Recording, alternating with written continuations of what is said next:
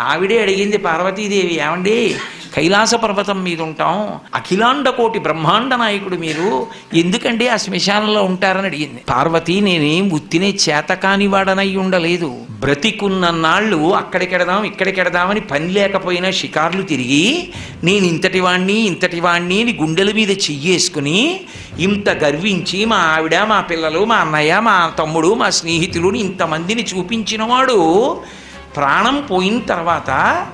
ఎండు కర్రల మీద పడుకోబెట్టి తాడుతో కట్టేసి ఒంటి మీద కేవలం అత్యంత చవకబారు వస్త్రం ఒకటి పెట్టి పాడి మీదకి తీసుకెళ్ళేటప్పుడు ఆ బట్ట కూడా తీసేసి కట్టెల మీద పడుకోబెట్టి ఇంధనం పోసి కర్త వచ్చి అగ్నిహోత్రం వెలిగిస్తే తల దగ్గర నుంచి కాలుతూ వచ్చేసి తల బద్దలైపోయిన తర్వాత కాళ్ళు అరికాళ్ళల్లోంచి నెత్తురు ముద్దలుగా పైకొస్తుంటే పెద్ద కాడ పట్టుకుని కాళ్ళు పైకెత్తి వెనక్కి పారేస్తే నా ఒళ్ళు అనుకుని మురిసిపోయిన వాడు కట్టెలలో కాలిపోతుంటే జీవుడు పైకి లేచి చీకటి పడుతోందని వచ్చిన వాళ్ళందరూ స్నానం చేసి వెళ్ళిపోతే ఒక్కడే ఉండిపోయానని బెంగ పెట్టుకుని ఏడుస్తుంటే నేనున్నానని ఓదార్చడానికి ఉన్నాను.